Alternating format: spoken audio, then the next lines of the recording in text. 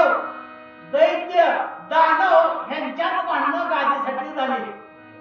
आणि ही काय तुझा सखा भाऊ राम, तुझा सखा भाऊ ना, राम सावत्र भाऊ आहे.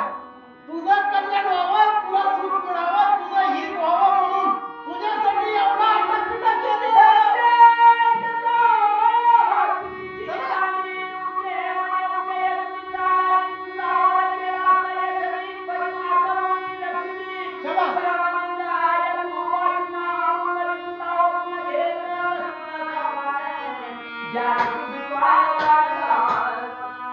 एवढा ऐकल्यानंतर भरताना राग आला, पळपून गेला. तुला आताच डोकंच म्हणलं उडवलं असतो तलवारीने, धडाच्या वेळेला डोकं केलं असतो. पण 9 महिने 9 दिवस तुम्हाला पोटात सांभाळलं, रक्ताचं दूध करून पाजलं. त्याच्यासाठी मला सहन करावं लागले. तू चांडाळ नाहीस, आई म्हणण्याची सुद्धा लायकीची नाही. परत काही ना बोलतो.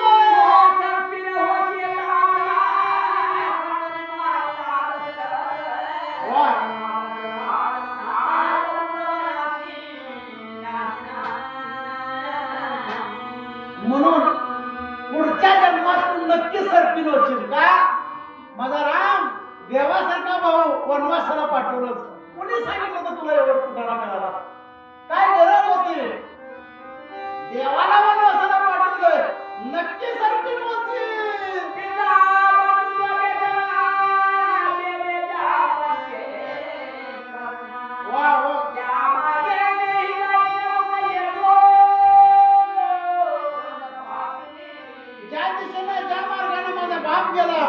ज्या मार्गाने माझा भाऊ गेला, भाऊजाई गेली, अगदी त्याच मार्गाने जाणार. म्हणून मी इथं थांबणार नाही. राग आला भरताना कैकेयीच्या अंगावर जाऊ लागला.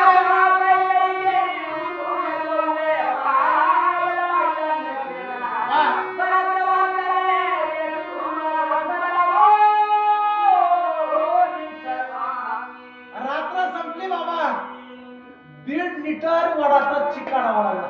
वडाचा चिक किती? 1.5 लिटर. आणि त्या जटा भरताना त्या चिकामध्ये वळविल्या आणि अंगावरचे रागे वस्त्र काढले आणि झाडाच्या साध्या अंगाला गुंडाळले. तसा माझा रामाचा पोशाख अगदी तसंच. आता बदल करायचा नाही. 14 वर्ष माझ्या देवाला उपास आहे. मीही 14 वर्ष उपाशी राहणार.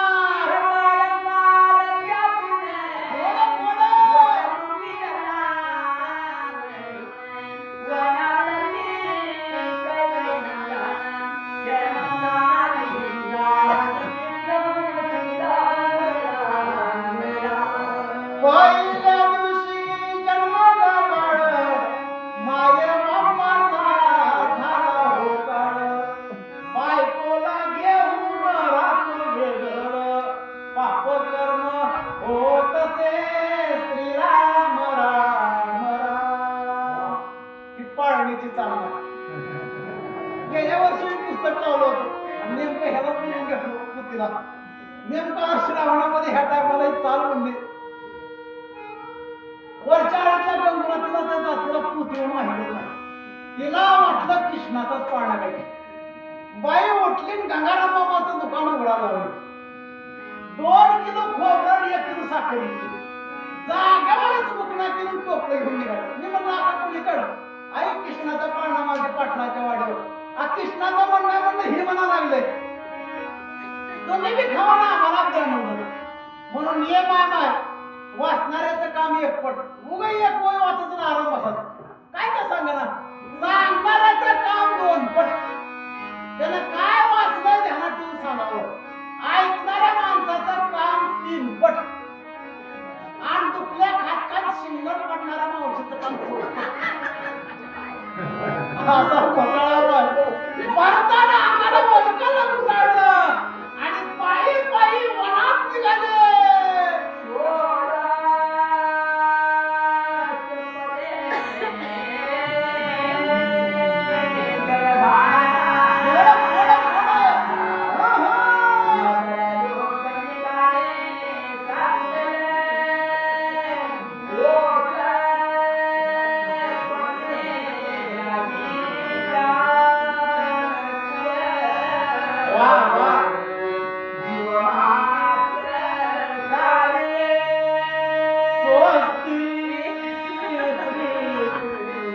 गणनायकं गगनभं.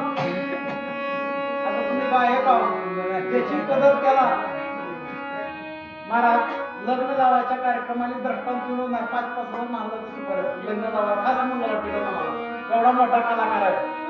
16 पद्म सैन्य दरबार सोबत घेतलं भारतानं. वाद्य 88,000 वाजंत्री आहेत, भरपूर आहे सगळं माय. पण भारतानं सगळ्याचा त्याग केला. आणि खरंच आहे, ज्यावेळेस माणूस नर्वस होतो, नाराज होतो, मग त्याला जगात काहीच नको, राज्य नको, भोग नको, काय नको. पण कधी गुडघ्याचा विचार घेतल्यावर माणसाला एवढं केलं पण सगळं वाया गेलं. जेव्हा वाटतंय तेव्हा माणूस शुद्धीवर येतो.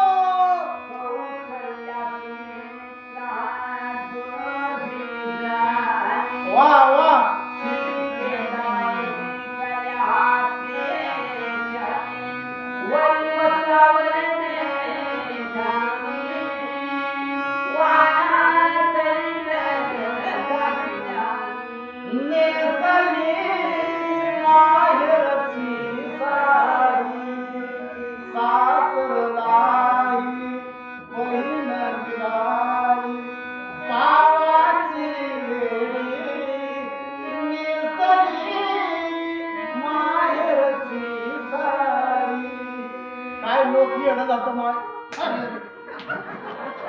मायावानी लेकरं मारली बाबा. तोंड दाबू दाबू थिएटर मध्ये खरं झाले. 6 महिन्यातच देवयानी आली. मायाची ताई गप्प झाली. पुन्हा माहिती काय करणार. शिबिका मध्ये त्या शिबिकेमध्ये कौशल्याला बसवलं, सुमित्रेला बसवलं. पण काही तारीख नाव आलं नाही बघा. येतंय का बघू. वाचा महाराज.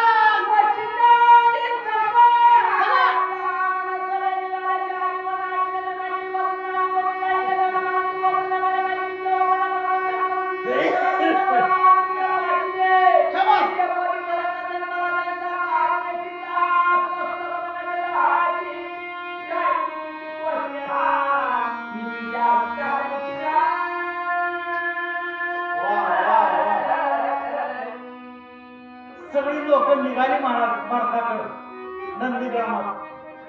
आता एक माणूस बोलत असेल का त्या घेतलं. सगळी लोक ज्याला जी वाटतंय ती बोला लागलं. सगळी जण कैलाच नाव उठवाले.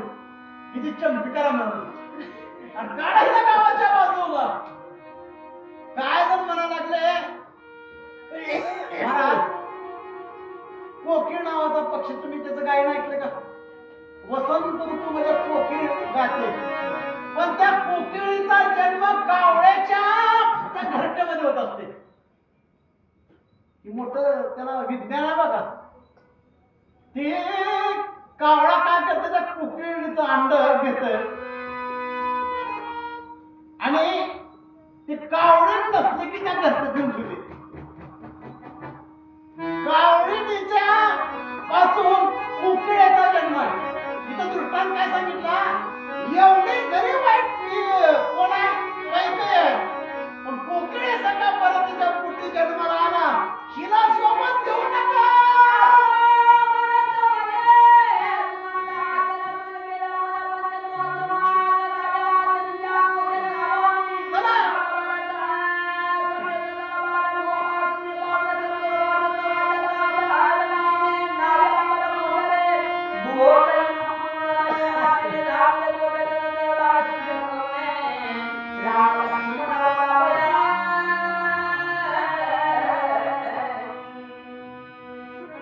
कौशल्य निघाले, सुमित्रा निघाले, भरत आहेत, वशिष्ठ महाराज आहेत, 16 पद्म सैन्य निघालं बाबा. अयोध्येतल्या सगळ्या स्त्रिया निघाल्या, पुरुष मंडळी निघाले. वाजत गाजत आल्यावर गुहकानं पाहिलं. श्रृंगवेरपूर पर्यंत आले. गुहकानं पाहिलं आणि सांगितलं काय कलियुग आहे. एकतर कैकेयीनं या दोघाला हाकलून दिलं. तिघाला लक्ष्मण राम सीतेला पुन्हा आता पोराला पाठवून दिले. काय त्याचा काटा करण्यासाठी. काय वाईट आहे काय केली. गुहकाला राग आला.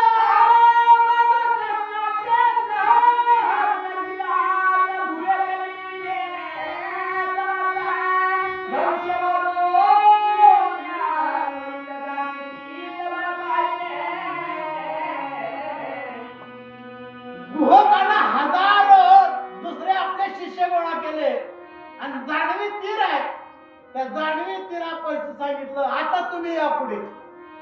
1000ला एक भाई असतो. आपले शिवाजी छत्रपती शिवाजी महाराजांचे मावळे किती होते बोटावर मोजणारे. हजारो मोगलाच्या सैन्याला ऐकलं नाही. हे 1500 असतील. बिल्ला गोट म्हणजे बिल्ल. पण बिल्लाने सांगितलं तुम्ही फक्त पाणी या नदीचा स्पर्श करून दाखवा, एकालाही जीवन सोडत नाही.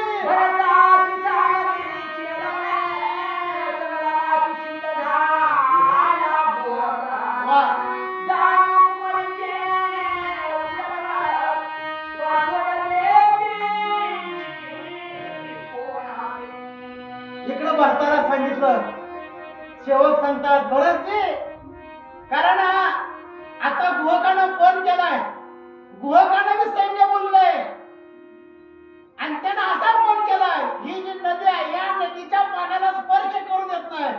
भरत म्हणलं ही कसलं संकट आहे. मगाच म्हणलं देव झाला पाठ मोरा नसती विघ्ने येते घरात. एकदा देवानं आपल्याकडे पाठ केली, विघ्न एवढे किती बाबा बर का माय. म्हणून देवाला विनमुख करायचं नाही, देवाला कधी बी सन्मुख पाहिजे. आणि देवाचं एखादं चांगलं कार्य आहे, नाही कार्य आपल्याला करता आलं तर आपण घरात बसायचं, घरात बसायचं, पण लोकांना नावं ठेवायचं. आता काय मावशाला जमन आता आणि कशी पुत्या ऐकायला चालय बघ, तो पुंची पांघरून चालले.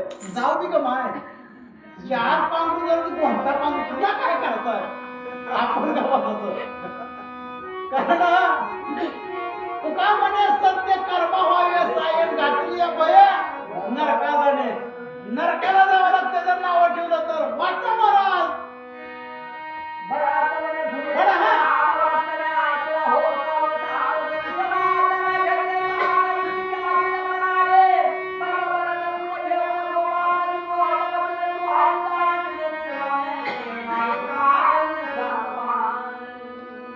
भरताना हात जोडलं आणि सांगितलं भोगजी कारण काय, धनुष्य जोडण्याचं कारण काय, आम्ही काय गुन्हेगार आहेत का, आम्ही दोषी आहेत का, आमचा काय अपराध झाला.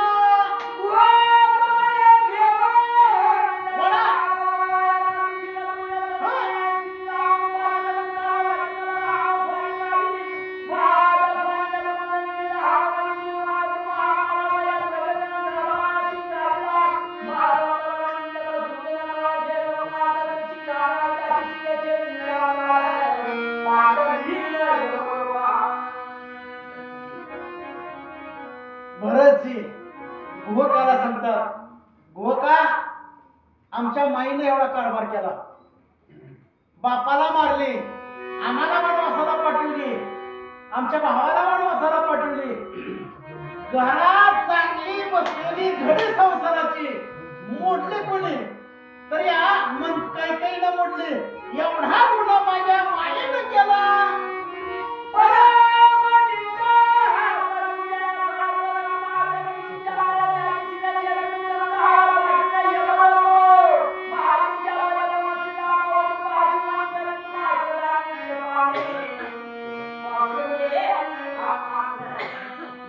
आईचं वचन ऐकलं आणि रामाला मारायला निघालास ना, जन्म देणाऱ्या आईची शपथ घेतो तुला या पाण्याला स्पर्श करू दिला तर खरंच रामाचा भक्त सांगणार नाही.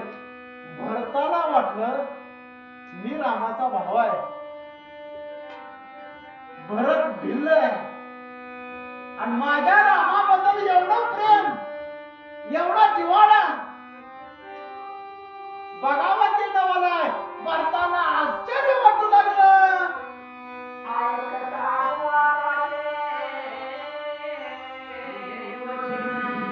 वा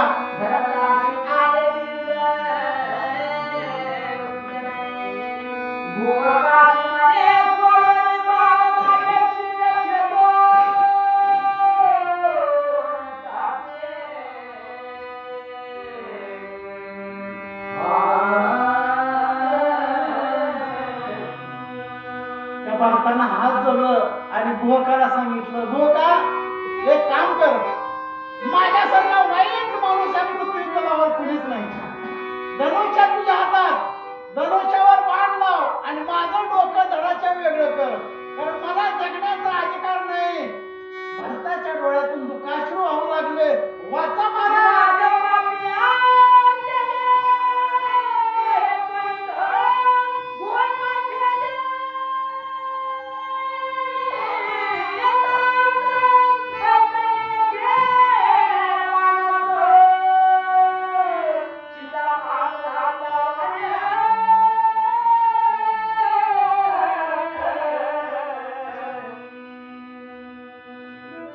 माहिती टाळ्या वाजवून महाराज बरोबर सांगतात आमच्या कैकेने एवढा मोठा घात केला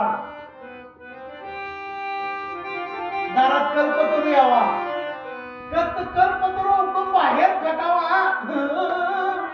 आणि सरकारी बाबळांना होय तसंच केलं देव आहे माझा भाऊ प्रत्यक्ष देव आहे त्रिलोक्याचा मालक आहे चौदा भुवनाचा मालक आहे पण आमच्या माईने हाकालून दिला असला पराक्रम केला गोका काय सांगू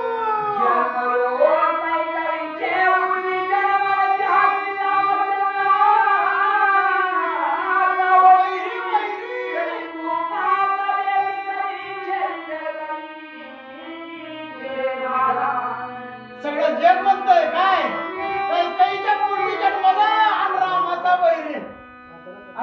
वैरी झाला गादीवर बसला याच्यापेक्षा लवकर बाण टाकून मला संपव मामा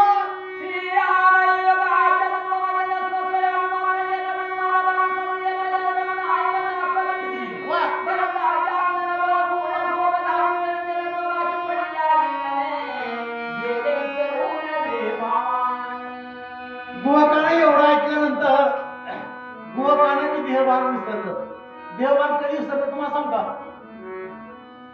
पंचमीचा झोका झाला काल झोका चढणारा चढवते आणि खाली आपण उभारलं का ना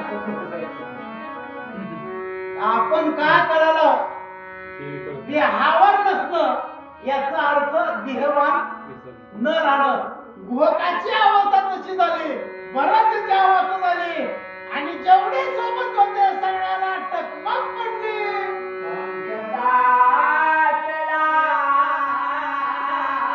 गोड गोड गोड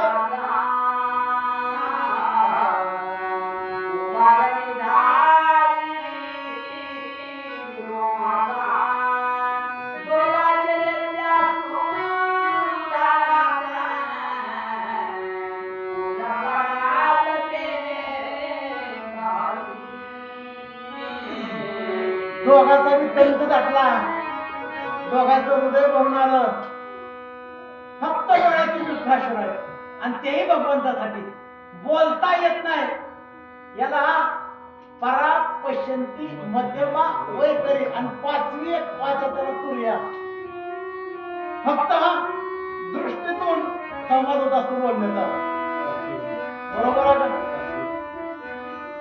वैर महात्या जवळ आलाय काय काय पुन्हा पाया म्हाताऱ्याचं बसतात गंगो पहिल्यांदा चांगलं वाटतं काय करा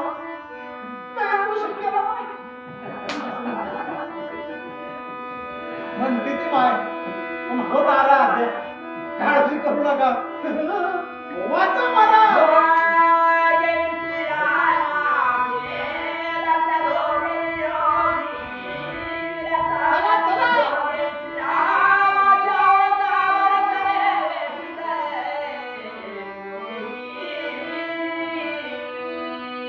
दोघांचे आवडते बघतायत रामाचे दोन्ही बघतायत भरत आणि कुवत आहेत दोघही विरक्त आहेत दोघही बघतायत दोघही आवडणारे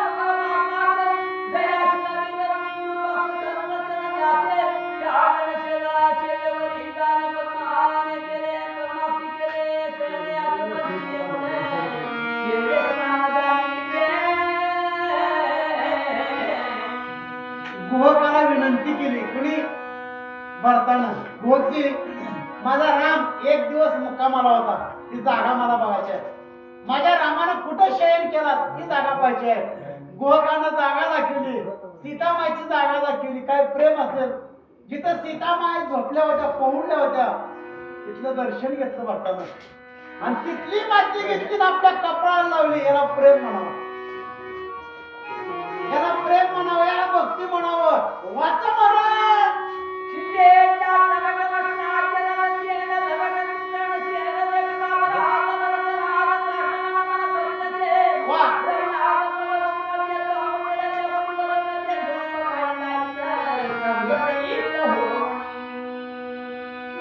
तिथं प्रभू रामचंद्राचे पाऊल पडले, पाय म्हणावा जिथं ठसा उमटलेला आहे, तिथली माती घ्यावी कपाळाला होय. बाबा हाय का जगात कोण असला माणूस? तुम्ही मला दाखवून द्या आणि दाखवून द्या, आणि जर निघाला तर तुमच्या गावात तुम्हाला नरड एवढं पुरा दाखवा फक्त बाबा. कसला आमचं बंधू प्रेम, आम्ही पंढरपूरला गेलो तर भाऊ मानवाची सुपड तोडा लागला. पण हा एक भाऊ आहे रामायणातला, जिथं थोरल्या भाऊच्या वाट्याने गेलाय, जिथं पदपत्र म्हटल्या तितकी माती घेऊन कपाळाला लावू लागला.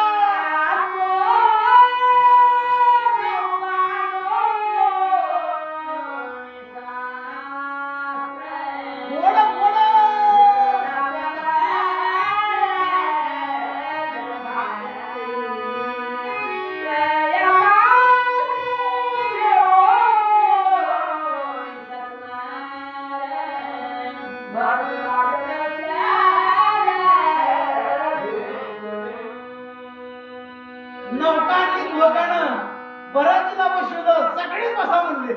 नाव म्हणजे लय मोठं असते बघा. आता आपल्याकडे नाव बारका बारका त्या, पण तिकडे नाव लय मोठं आहे. जेवढी लोक आहेत तेवढी बसवली. आणि प्रयागराज आहे, प्रयाग नावाची नदी आहे, त्या तीर्थाला तिथं राम आहे, तिथपर्यंत घोग घेऊन आला.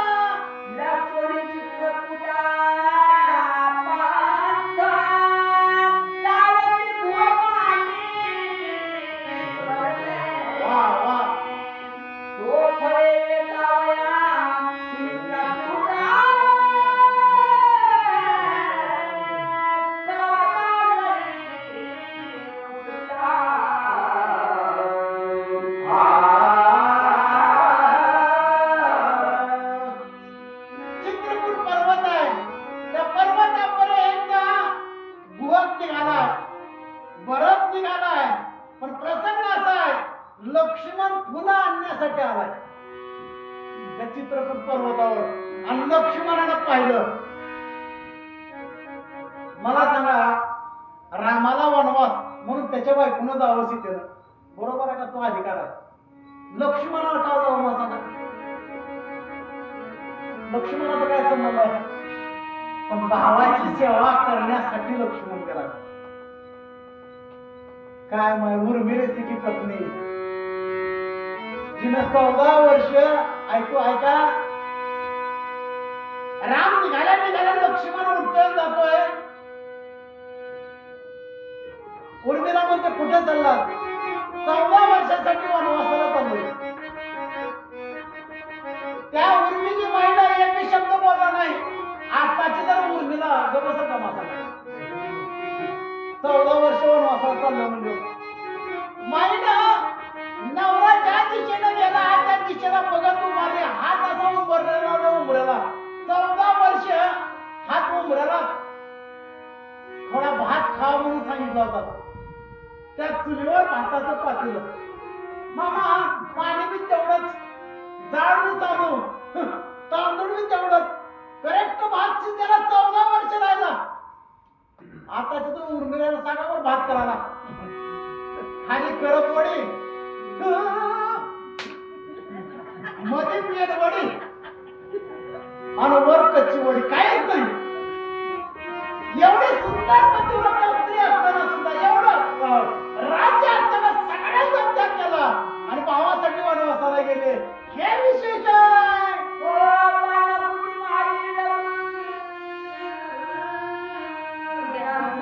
वा वा वा.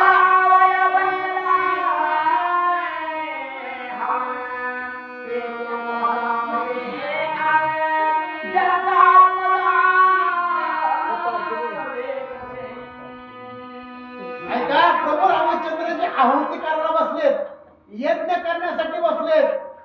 लक्ष्मणजी साहित्य आणून देतात. यज्ञाला काय काय साहित्य लागते? सत्यनारायण केला का तुम्ही? तुम्हाला विचारलं सत्यनारायण केला का? मग माहिती तुम्हाला यज्ञच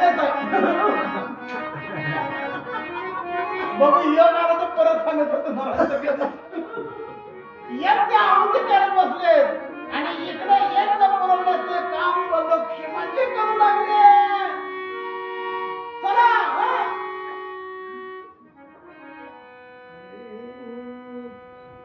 बरं तू पाच पलटी मारतात का पलटी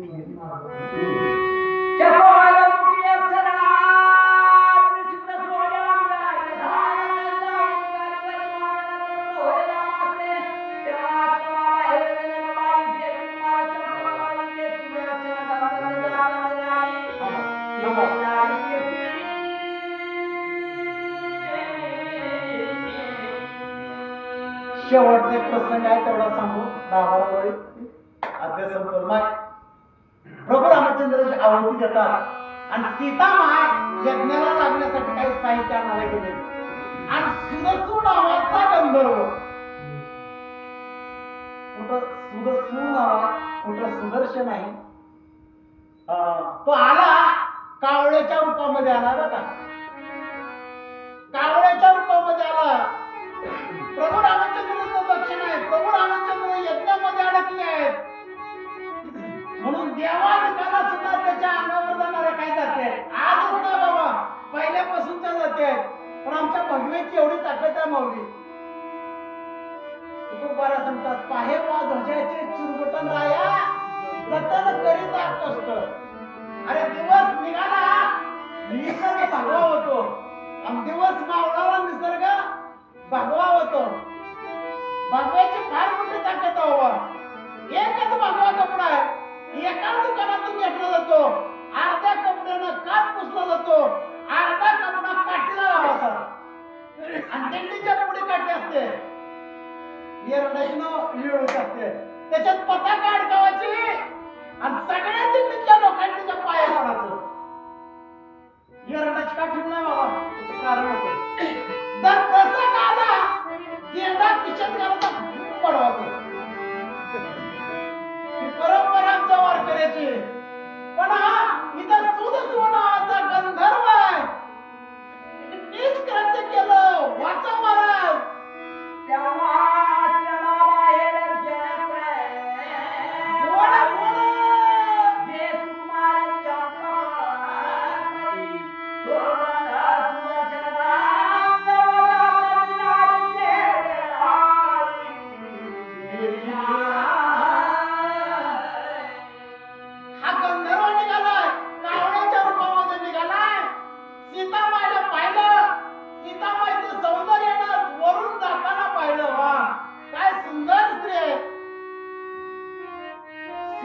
दोष नाही बघा आपण पुण्यात राहायच्या पुटी जन्म घेतला का खोटा मारत कल्याणच्या सुभेदाराची सून आईच्या मानानं परत पाठवणारे छत्रपती शिवाजी महाराज आमच्या या मातृभूमीत झाले कलकत्त्याला शिक्षण घेत असताना विवेकानंद त्यांच्या खोलीमध्ये एक मुलगी हात जोडले महाराज मला तुम्हाला वरून घ्यायचं आहे महाराजांनी विचारलं कारण दुसरं काय नाही तुमच्यासारखं सुंदर माझ्या पोटी जन्माला यावं विवेकानंद सांगतात आई आता आपलं लग्न होणार आणि 9 महिने 9 दिवस तुम्हाला लेकरासाठी वाट पाहावी लागणार त्याच्या ऐवजी तुम्ही आई मी लेकरू म्हणून आताच मी तुमच्या मांडीवर बसतो ही या माझ्या भारताची संस्कृती आहे आणि अशा संस्कृतीतून जाणारा मूर्ख नीच गंधर्व सीता मायबद्दल वाईट विचार करू लागला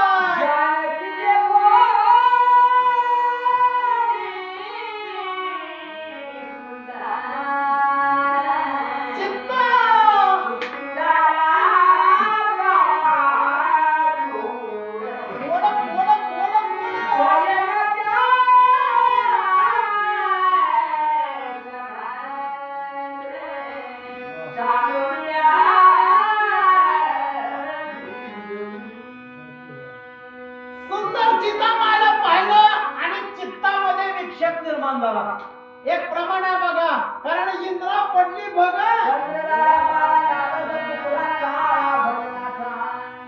सांगायला कमी उद्या वाचायला कमी उद्या भजन कमी करा पण आचरण चांगलं ठेवा एखाद्या कपड्याला डाग जर पडला कुठलेही डिटर्जंट पावडर वापरून डाग काढता येते पण आचरणाला डाग पडणार बाबा कशानंच निघत नाही चंद्र मोठ्या घरचं लेकरू म्हणून बृहस्पतीकडे शिकायला ठेवलं होतं त्याला दुसरी शाळा शिकली कारण मोठ्या घरचं लेकरू होतं ते चंद्रानं असं केलं, चंद्रानं असं केलं. त्या बृहस्पतीची बायको आणून दिली परत. तिथून बुध जाणार आणि त्या बुधापासून पुढची परंपरा पूर्ण झालं. एवढ्या मोठ्याचं लेकरं म्हणून महादेवानं कपाळावर धारण केलं चंद्राला, पण डाग निघाला. एवढा मोठा वशिला असताना डाग निघाला नाही, म्हणून त्याला म्हणाय सांगतात चंद्रमेचे अनांचन मार्तंड जे तापयन. आणि आम्हाला चंद्र पाहिजे पण डागेल चंद्र नको आहे. म्हणून जीवन जगत असताना स्वाभिमानानं जीवन जगा, भ्रष्ट घालण्याचं जीवन जगू नका.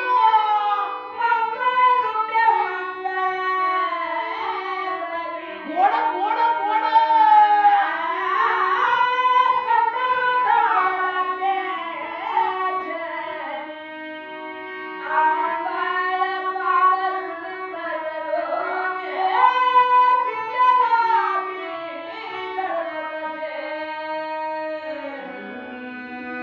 मंगळ रूप बघिणे माझी सीतामाय. हा गंधर्व होता पण यानं कावळ्याचं रूप धारण केलं. म्हणून एक खरं सांगतो तुम्हाला, कलर नवी काळ आणि आतून ते काळा, त्याचं नाव कावळा. कोकिळ्याचा आणि कावळ्याचा रंग सारखा पण आचरण फरक, स्वभावात बदल आहे. कारण कावळ्याचा एक गुण सांगतो तुम्हाला. पुढे या ग्रंथात नाही, रामायणामध्ये निघाल वनवासाला राम निघाले. थांबा माहिती 57 पशु पक्षी प्राण्याला माझ्या रामाने शाप दिलाय. त्याच्यात ही एक जात आहे. काग म्हणे कागेसे पैन दोघे अयोध्यावासी, भार्या नसे ते पासी तैसा नोहे प्रिय प्रिय. कावळा काय म्हणताय बायकोला, ते बघ तिने म्हणजे काय राम काय येणार बायको रावणाला दिली पुढचं पकडले. माझ्या भगवंताला राग आला बघा थोडाच्या. तुला 2 टाइम खायची पंचायत अडचण आणि तू मोठ्याचा उचकाला निघाला, शाप पण दिला.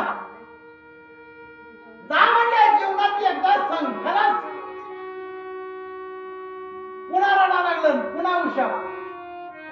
म्हणून त्या बाबा कावळ्याला, पण त्याचा एक गुण आहे. कावळ्याचा तो जठराग नाही, जठराग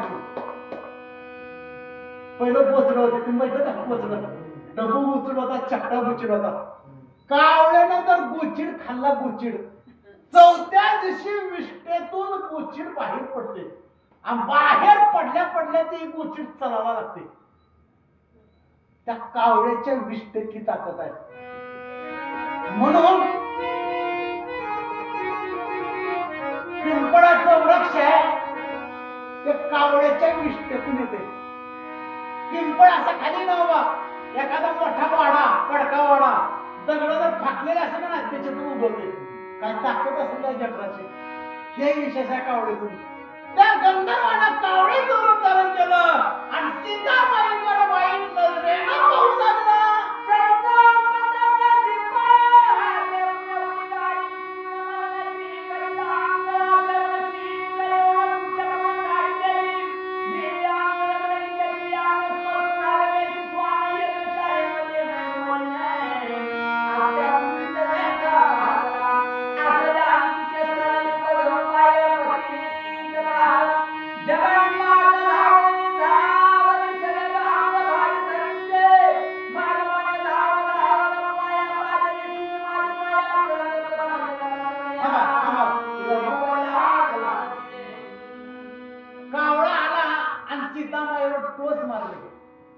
सीतामाय रक्त बंबाळ झाली. 10 वैकुंठ नाथा, 10 राघवा, माझ्यावर संकट आले. भगवंतानं पाहिलं तवर ही जात निघाली ती वेगात.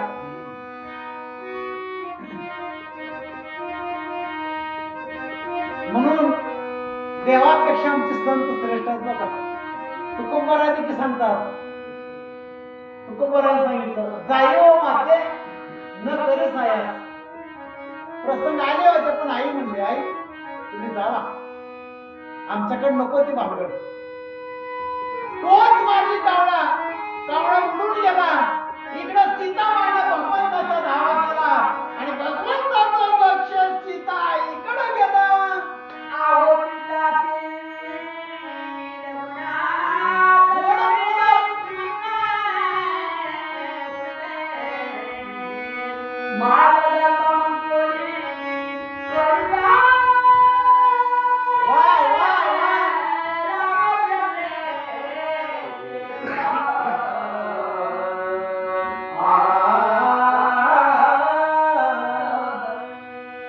देवाला हाराची गरज नाही, देवाला उठायची गरज नाही. रामरायानं पाहिलं तिथंच बाबा हरवणीची काडी होती. काडी घेतली, त्याच्यावर मंत्र मारला. मंत्र इशिका नावाचा मंत्र टाकला आणि सांगितलं गाणारा कावळा आहे, त्याचं डोकं उडव.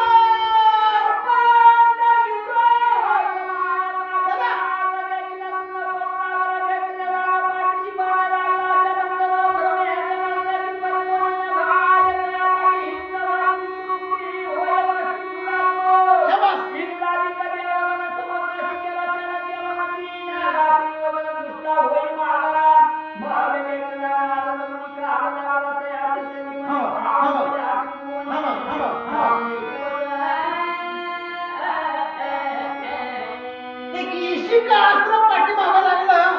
कावळा वरी वरी वरी. इथून खाली 7 पातळ, आतळ वितळ सुतळ तळतळ रसातळ महातळ 7 पातळ खाली. इथून 14 भुवन वर आहेत आणि मृत्यू लोकांपासून 14.5 कोटी किलोमीटर अंतरावर कैलास आहे, त्याच्यावर काहीच नाही. कावळ्यानं 14 भुवन पार केली. 33 कोटी देवाचा राजा इंद्र आला, इंद्राकडे गेला आणि खिडकीतून म्हणाला, मला वाचवा, मला वाचवा. इंद्र म्हणला, काय केलं? अयोध्येचा राम, त्याची बायको सीता आणि तिच्याकडे वाईट नजरेनं बघितलं. ते इंद्रानं सांगितलं, होकार थोडच्या निघतो बाजूला. मध्ये जर हे प्रकरणात पडलो तर माझी खुर्ची सत्य आहे, पण सुद्धा माझं राहणार नाही. तिथून निघाला कावळा. पुढे गेल्यावर नारद महाराजांची भेट झाली. एक नियम तुम्हाला सांगतो आणि मी म्हण आहे, आपण एखाद्याचं भांडण झालं तर काय म्हणतो, कळीचा नारद. आणि मी नंतर तसं म्हणू नका बघा. नारदानं जेवढ्या कळ लावला त्याच्यातून हित झाले आणि आम्ही कळ लावले की दोन्ही मी घराचा विध्वंस होतोय. वाचा महाराज.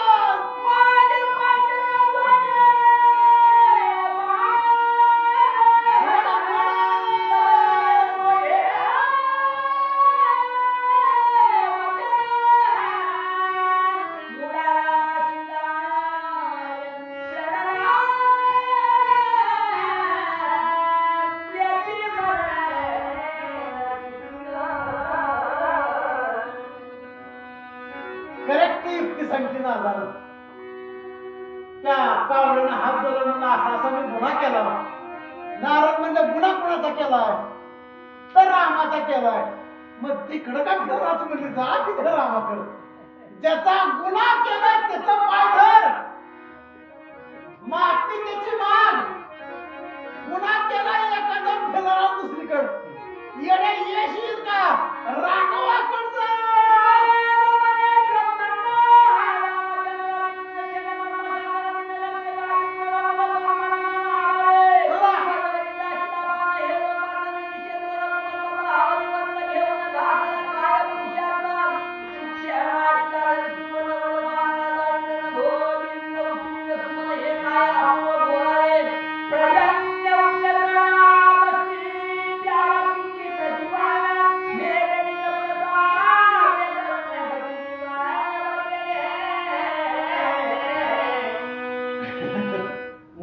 नाक दाबल्याशी तोंड उघडत नाही. एक नियम आहे, उतर पाण्याला खडखड फार आणि उतावळा नवरा गुडघ्याला.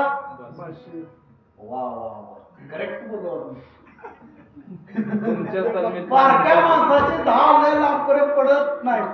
कावळा शरण आला, सांगितलं राघवा मी गरीब आहे, मला माफ करा. आणि खरंच बघा, गोड बोललं की काम होते. मला माफ करा, माझ्याकडून चूक झाली आहे.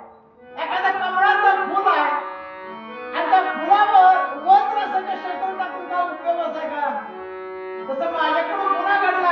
बाळक आहे, मी लेकरू आहे, माझी आई माझ्या लक्षात आलं नाही, मला माफ करा राघवा. कावळा बोलतो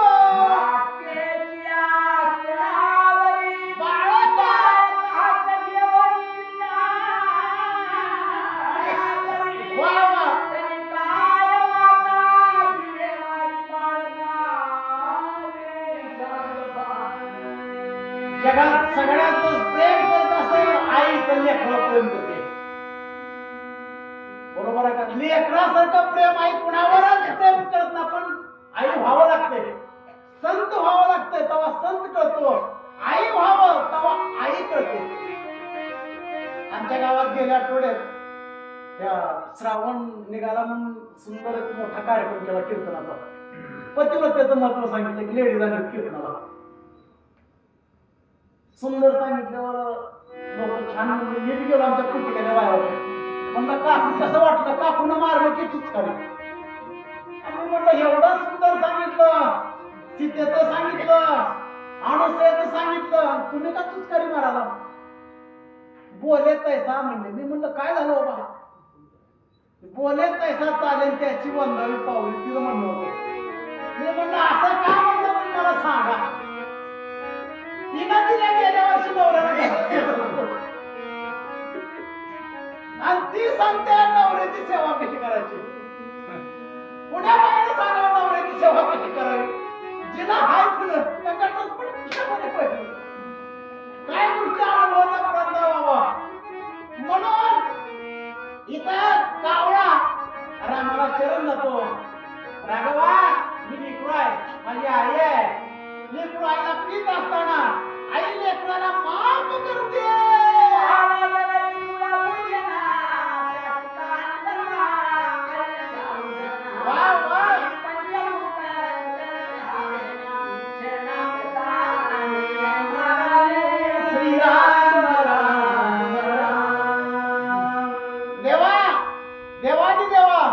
ताटिका नावाची राक्षसी मारली, तिचा उद्धार केला आणि देव खरंच कृपाळा. पुतना तणामध्ये विष भरली कुणाला कृष्णाला मारण्यासाठी. विष बी पेलं, रक्त बी पेलं, सगळं संपलं. बाईचा उद्धार केला. अरे राक्षसाचा उद्धार करणारा देव आहे.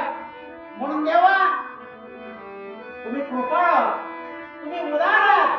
माझ्याकडून चूक झाली, मला माफ करा.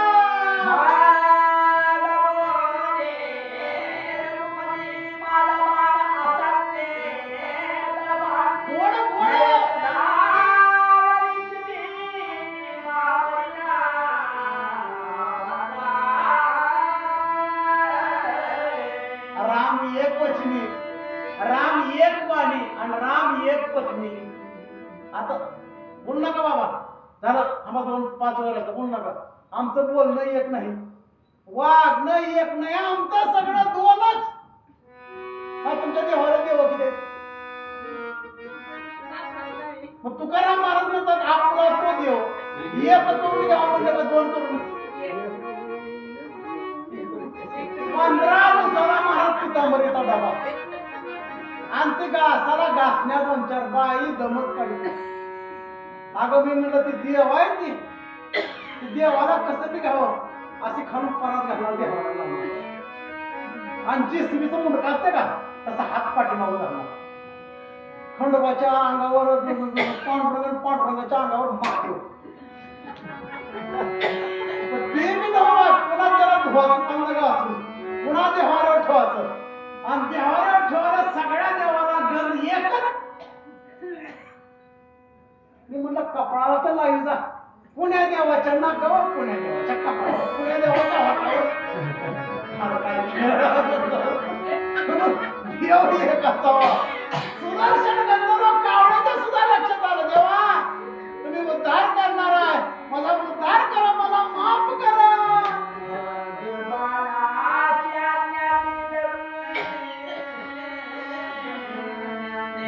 वा वा वा वा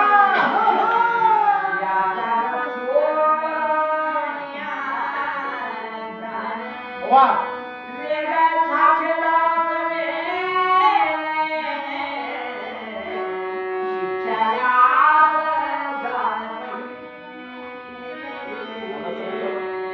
भगवंतानं त्या कावळ्याला सांगितलं, कावळ्या तुला माफी नाही आणि माझा धनुष्यातून निघालेला बाण कार्य केल्याशिवाय माघारी येत नाही.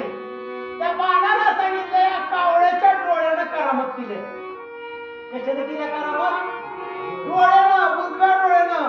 म्हणून ह्याचा उजवा डोळा फोड आदेश दिला. म्हणून मी एका शास्त्रामध्ये वाचण्यात आलं 80% पाप डोळ्यानं होते. कशानं होते? 80% पाप डोळ्यानं होते आणि 20% पाप हात असल, पाय असल, नाक असल, कान असल, जीभ असल हे होते. पण 80% पाप डोळ्यानंच होते. म्हणून डोळ्याला शिक्षा करायची आणि डोळा फोडायचा. उजवा डोळा फोडायचा म्हणून सांगितलं. बाण गेला, कावळ्याचा उजवा डोळा फोडला.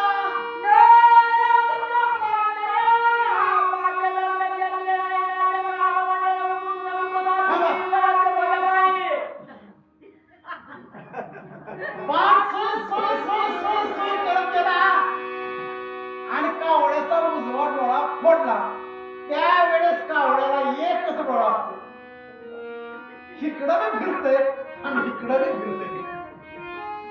म्हणून एक नियम आहे, जेवढे ऐकायला आला तेवढा हात सांगतो. एकच करायचं राजा जीवनामध्ये. आपली एक धर्म पत्नी सोडून जगातल्या सगळ्या स्त्रिया आई आणि बहीण आहेत एवढंच मानायचं. जगात पाप नावाचा विषय नाही, त्याला परमार्थ करायची गरज नाही. एवढा मोठा पाप केलं पण डोळा द्यावा लागला. काय करावं लागला? डोळा द्यावा लागला. म्हणून सुदसो नावाचा गंधर्वाचा एक प्रसंग चित्रकूट पर्वतावर प्राप्त झाला.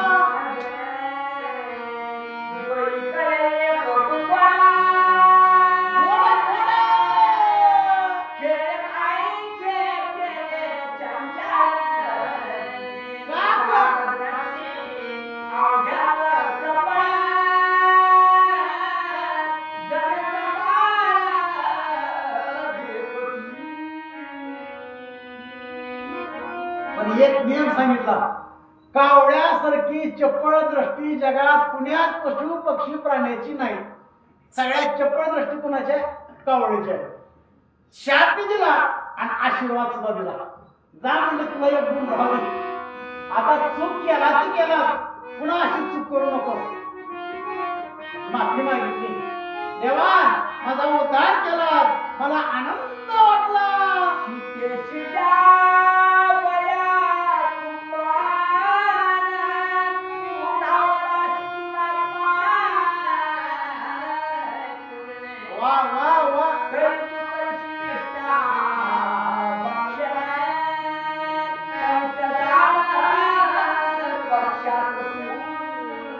तुला जग नाव ठेवील. सीता मायवर वाईट नजर करून जेव्हा पळत आलास तू, त्याला एक दुसरा शाप दिला. तोंडाला शाप दिला कावळ्याच्या.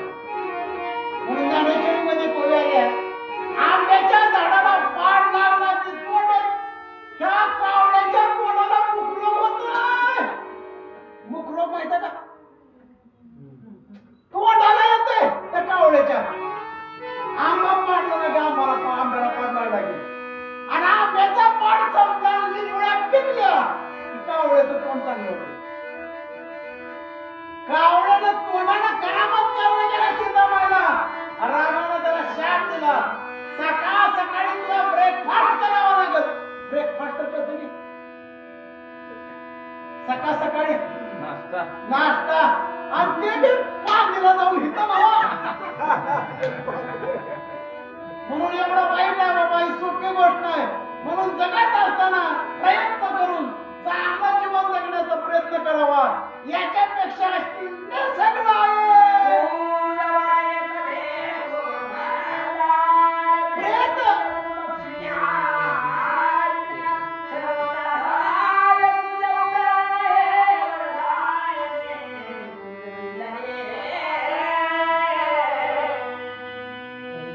आणि एक गुण दिला, मरायचं आपण पुण्यवान होता का पापी होता?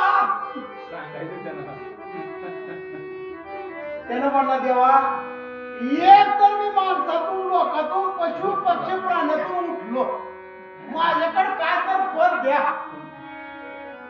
म्हणून माणसं निवड ठेवायला गेले की तिसऱ्या दिवशी तास 2 तास त्या कावळीची वाट बघत होती. कावळ्याला कळतंय बघा नाही म्हणू नका आपण मेल्या वरी गेल्या एक दोन म्हणजे ती काढायचं दप्तरात आपली लिखाण सापडते का बघते कावळा असा गर गर गर गर डोळा फिरतोय आणि त्यानं पुण्य केलं असेल तरच कावळा घास शिवते नाहीतर कावळा घास शिवत आमच्याकडे गाय आणणार त्याला गेल्या वर्षी भावकीतली बाई म्हणजे ती कावळा शिवेना उघड्या म्हणून झाला मी म्हणलं गाय आणणार पोरं त्यानं आणली पण दर्शी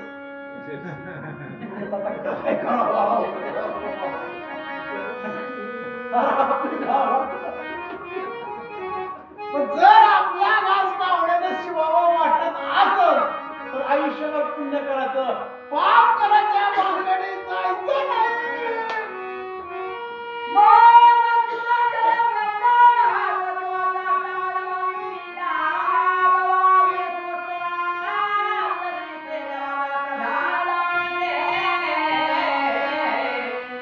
आनंद वाटला त्या सुदर्शन नाव गंधर्व आहे त्याचा उद्धार झाला भगवंताचं दर्शन घेतलं सीताईचं आई म्हणून दर्शन घेतलं आणि गंधर्व नगरीला निघता झाला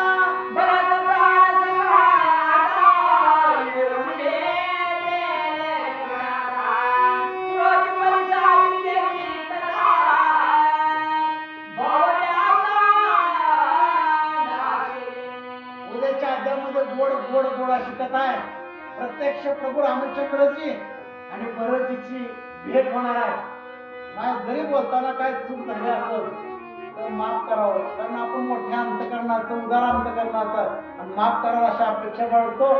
एक नियम आहे पावणाराच कधी तर बुडत असतो वाहन चालवणारा कधी तर चुकत असतो आणि सांगणारा कधी तर हुकत असतो. प्रभू तुम्ही विष्णू महेशांच्या मूर्ती मी तो दुबळा अर्चित सेवक्ती जरी गंगावरती बोल स्वीकारार्थी जरी एखाद्याकडून चूक शब्द माझ्याकडून चुकीचा गेला असेल तर तो माझा दोष आहे म्हणून माफ करा. या ठिकाणी आद्या